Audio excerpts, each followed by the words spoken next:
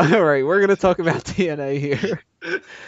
Lockdown 2014, and you guys know how this goes by now. We're not the biggest TNA fans. So TNA, gosh. Oh, man. if you're excited for, full breakdown of everything, we're gonna go awesome spot here and awesome spot there, and this was awesome. And TNA, not gonna get This is wrestling. I'm excited to talk about Samuel Shaw.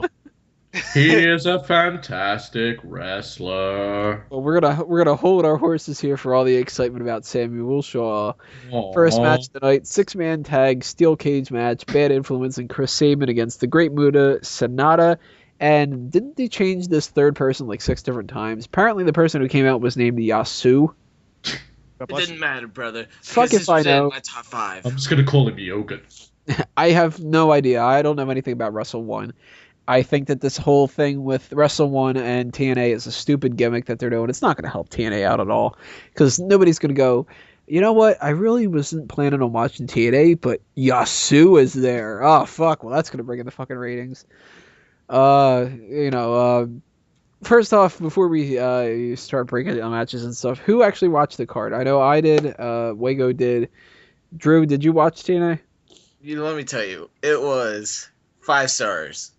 Classic. Every match on the card. 5 stars. I agree. David, you didn't see it, right? No, I think who watched this pay-per-view is like the $1 million question. Well, Mike Payton, I watched it, and I would highly recommend it to you and your loved ones, as it is a 5-star classic. I could tell you about one of my loved ones. Do not talk about it. Miguel, did you check out Lockdown? I was working at the time. If I wasn't, though, I probably would have. Well, Miguel, you miss a classic, a 5-star classic. It was entertaining. I don't know why. I thought that was funny. For this match, there's nothing really to talk about. Does it anybody was have in my anything they want to talk about for it? 5-star classic. That frog splash, man. I want to know why they cannot pronounce Sanada. Sanada? Yes, it's Sanada! Kennedy! Sanada. me. Anderson. I don't understand why the Sam Shaw Mr. Anderson matchup got more time than this. I don't understand why Samoa Joe just doesn't lose weight. I don't understand quantum physics. No, I don't understand why TNA doesn't buy out WWE yet. Still boggles the mind. Well, So everybody says, everybody's waiting for it because he's the most exciting guy on the card. Mr. Anderson versus Samuel Shaw. Me. let me tell you, Do this you guys? match was fantastic. I liked the part when Samuel Shaw was going to kill himself because it reminded me what I wanted to do whilst watching this pay-per-view. Well, I want to say something. Well, from watching this from the intergalactic space station, I saw a lot of high-flying moves by Samuel L. Jackson and Mr. Anderson. Are you fucking Ultimate Warrior? What the hell is this? I am the ultimate Jew, guys. Well, what's funny though is we made fun of Samuel Shaw, not really knowing who he was, because as we've prefaced before, we don't really watch Impact, that he had such a generic, boring name and whatever. And he comes out and he's wearing like street clothes, and it's like he doesn't even have wrestling gear, like, and he wants to kill himself. It's like, God. So wait, what was Miguel gonna say? I wasn't sure if you guys were aware of his actual character, but supposedly his character is based more along the lines of the Patrick Bateman character from American Psycho. Oh, really? That's what they're. That? Don't care. It didn't come across as that. It came across more as a Samuel L. Jackson character, if you ask me. I didn't get Bateman from American Psycho because Bateman's got the class to him. He's wearing a suit all the time. Huh? And all that. What? Derek Bateman? Huh? Wait, the pie Well, Derek fucker? Bateman did pop up, but he didn't have a match. We'll talk Wait, about that in a minute. The pie fucker?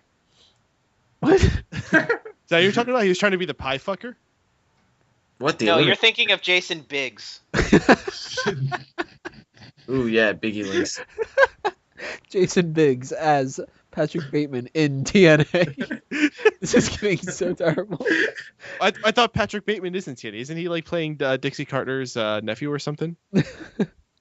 We'll talk about that the next. We got to run down how amazing Samuel Shaw versus Mr. Anderson was, where they literally did amazing. start off with the whole... You can't say anything. You didn't watch it, Peyton. Yes, I can. No, you can't. Shut up. Mango, continue. Sorry to interrupt. Peyton said something, I had to address it. I'd like to hear all of your jokes that you have for the whole Sam Shaw killed himself TNA thing. I'm sure we could think of a whole lot of them. Decent ending to the match. I'll give them credit for that. I thought that was kind of interesting with him pulling Christy Hemme through the little section of the cage that's cut out for the camera. I don't remember ever seeing that in WWE or TNA before, so credit where credit's due. But then they shot all over the next segment.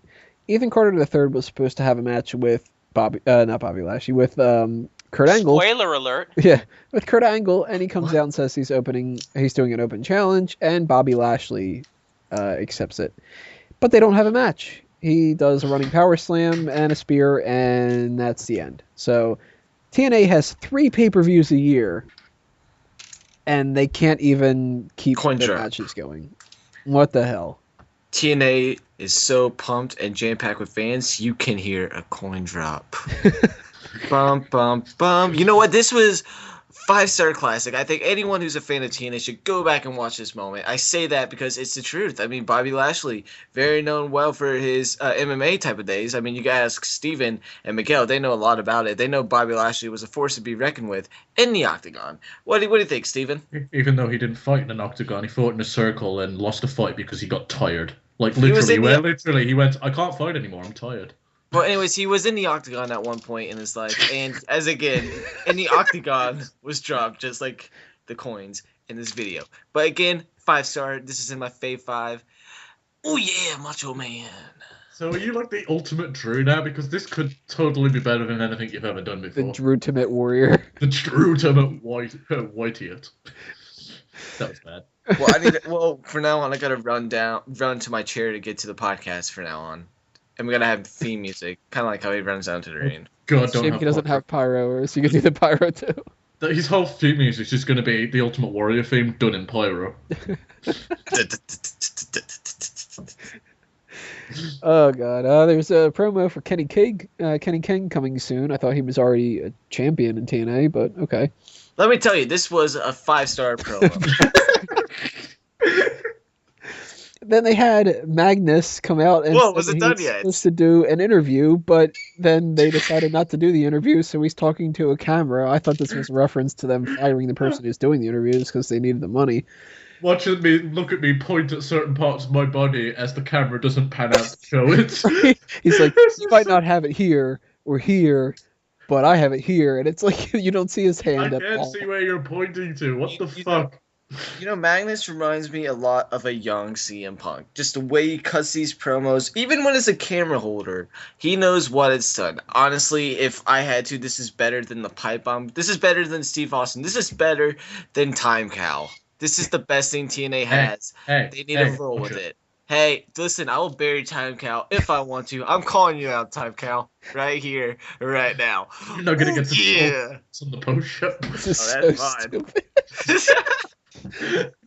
Imagine the hate we're gonna get for people that click onto this news. Like, what the fuck? I expected an actual review of TNA. And I've given a review. I'm already mad that you don't like TNA. Talking about some kind of time traveling cow or something.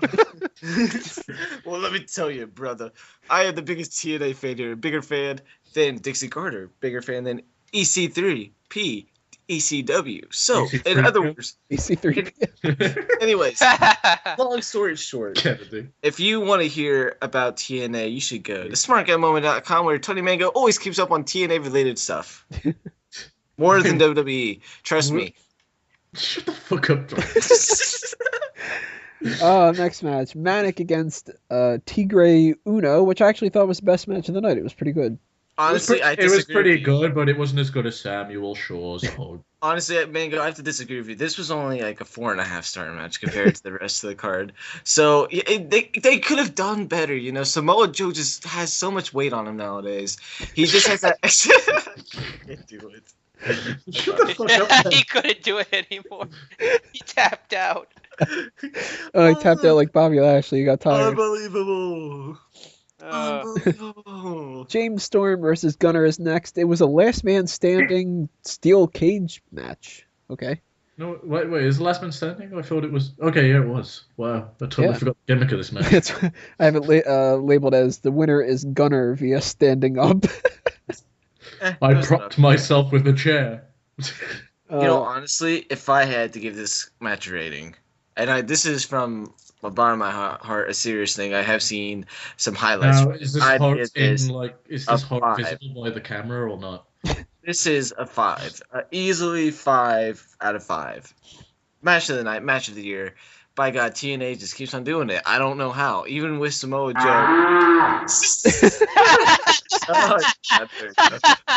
Time Cal, you want to wrestle? I'm calling you out. We're at WrestleMania 30, brother. I'll milk them udders. Show you how your mother does it. Madison Rayne defends the Knockouts Championship against Gail Kim. I was a little disappointed. I expected it to be better than what it was. You're expecting too much. Yeah, kind of. It's TNA. Then we had the Magnus and Samoa Joe World Heavyweight Championship match, which was just stupid. Wasn't Samoa Joe surprisingly in shape for this match? He had a lot of weight behind him, but No. He was surprisingly in shape. He lost a lot of weight throughout the match, especially before this match. Here's the interesting thing about this match, though. They started this off by saying you can win by 3 methods: knockout, tap out, or submission. I wanted to fucking tap out of this match as soon as I heard that. So what is the difference between tap out and submission? Well, apparently nobody fucking knows. Because even though this was a no disqualification match, where you could only win by those 3 methods, they had submission moves that were broken by going to the rope, which you shouldn't have a disqualification, so there's no reason for them to break the hold. There was a classification at the end of it where Magnus won via choke out as opposed to tap out. Taz didn't know what the fuck the rules were. He was just kind of rambling about nonsense. Can you blame him, though? I mean, the fucking company doesn't know. Right, well, Taz usually doesn't know what he's talking about anyway. He's usually just like, yeah, you hit him with the thing, and imagine him and Vince McMahon as a fucking duo. It'd be the best thing ever. They'd just be here. All you'd hear is, and he'd be like, "Oh, hey, something, hey, something." Taz will be like, yip.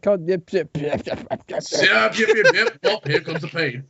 He always does that for something. Yeah, I used to know Joey Numbers who did that. Yeah, he's tough guy. Yeah, tough. I'd love today to go, oh, you know Joey. Oh, God. So that was like the most interesting part about this match, was trying to figure out what the hell the difference was between tap out or submission. It's kind of like how the difference is in a cage match, where not only are weapons encouraged, they're allowed. Oh, by the way, you know what's great? You know, because Abyss interrupted in this match. He comes back the next night on TNA and with his mask on. Even though he wasn't wearing it. Yeah, and it's a new mask, but it looks stupider. But yeah. Jesus. And the end of the match, or the end of the pay-per-view, was the Lethal Lockdown match, Team MVP against Team Dixie. They had been building up for a while. Oh, this mystery person who's going to be on Team MVP. But we keep calling him Jeff Hardy. And, oh, look at that. It's Willow, the person we've been running promos for, who is Jeff Hardy. And thankfully, the crowd did not give a shit. They were just like, yeah, and... He jumps off the cage, and then really they just kind of move on to the next part. The fans are like, hey, he might be dead. Neat. That basically is it. Bully Ray is announced as the special guest referee, and he turns on Team Dixie, and Team MVP wins. So let's basically round this out with a general talk. I thought that this was crap, just like I always really do. TNA is just not my thing. I don't really. That's the big problem with TNA pay-per-views, is that you'd think with 4 pay-per-views that go out of their way to make these 3, they'd make them seem special, but none of them seem special. Like this card, if you take off the cage aspect, could have just been a regular episode of Impact. Like it didn't feel special at all, aside from maybe some of the Japanese performers there. That was kind of an interesting gimmick. But other than that, they still haven't figured out how to make their pay-per-views mean something, unfortunately. I mean, I'll give them credit. The Bobby Lashley run-in was actually really cool. I'm happy that Bobby Lashley's back. I've always thought he could be something for TNA if they let him be the big star that they needed to. But other than that, this is only maybe one step up from just a special episode of Impact. You know what it reminds me of? WWE's booking of Tribute to the Troops. It's a quote-unquote special show that you don't really need to give a shit about. That's kind of how it seems like TNA books. And with, this kind of idea, they're going to book stuff ahead of time, and then they're going to lose track of stuff, and then they're going to have to change people around and all that, and, the match is going to be with Tigre Uno, and then it's going to be with this Yasu guy, and then it's going to be... Thank you. You're going to have Kurt Angle. No, you're going to have Bobby Lashley, but they're not actually going to wrestle a match. It's just chaos. This company needs to just kind of fold. Dead. Yeah. When is Sinclair going to finally buy up TNA? When is Sin Cara going to buy TNA? That's like, hey guys, do you want to invest some money in a piece of shit? Well, at least they get the tape library, they get the Impact Zone, they get some of the contracts. I mean, they can have those 2 great matches that TNA wants to put on. Oh boy, yeah, they can use the Impact Zone and they can fill Global Guts again. Oh boy, I would be much more interested in a pay-per-view of Global Guts than. I think they just need to do a pay-per-view called the Samuel Shaw 3-hour special. I'm more interested in a pay-per-view of this arm wrestling reality show that I see coming on. Well, what is it called? Oh, all the Sean's Hulu, obsessed with it. All the Sean's fucking obsessed with it. Hulu exclusive about shows about mascots, because that's fucking interesting. And, well, I'm gonna be completely honest about this show. It was okay. All right. Well, does anybody have anything they want to throw in here before we do the last segment of the night, the Fantasy League? No, it was okay. Sucks. Samuel Shaw should give me a hug. Maybe they should worry less about having a steel cage on each side of the ring and worry more about having a crowd on each side of the ring. It was an okay show. I mean, a lot of 5-star classics, but nothing that you'd not expect out of TNA. Oh. I wish TNA would just go out of business so a legit company could be number 2. Yeah, like the Bounce House Wrestling Federation. Yeah, the thing is, if a company can become a legit number 2, they can do it with or without TNA existing. Yeah. Well, if a company comes out there and they just have a better mindset of what to do, all the TNA people that are good, because they do have some people that are talented, like the Bobby Roodes and Christopher Daniels and all that, those guys will just go there. I mean, yeah, but their roster isn't like that important where you need them. Outside of Robert Roode, I don't think there's one guy in that roster that you need. What about Austin Aries? Austin Aries is really good. Take him or leave him. I think he was a lot better, like probably about 3 years ago, and that's probably the tail of TNA. A lot of their roster that they've built up themselves, they were fantastic 5 years ago. Yeah, honestly, I think Aries' time has passed. He's on the down end of his career. Shut up, Drew. I'd say that more about James Storm, obviously. Yeah, Storm's not really going to be doing that much. Yeah, fucking wearing long tights because he got Samoa Joe fat. By the way, what best way to screw title match is by having a guy wrestling in a t-shirt with fucking fat kid at the swimming pool syndrome. Seriously, what the fuck? Well, it worked for Sting all that time. Yeah. So, to you, Peyton? What about me? Oh, I thought he was going to make some more noises. I think it's kind of apropos you hear the sound of money being thrown away while we're talking about TNA. Right. Oh, you got that. Okay. Oh, that was Peyton the whole time? Yeah. I thought it was Drew. That's very, very subtle, Peyton. By the way, we got to bring up the debut of Jeff Hardy's new persona, Willow. No, we don't. Jesus Christ! Can we just quit this? Yeah, we already did it. We're going home. We're going home. Tell the world the outro's going home. All right. Speaking of change, we're going to change this segment up here. We're going to do the last segment of this episode in the next part, Fantasy League talk, and then that'll be it.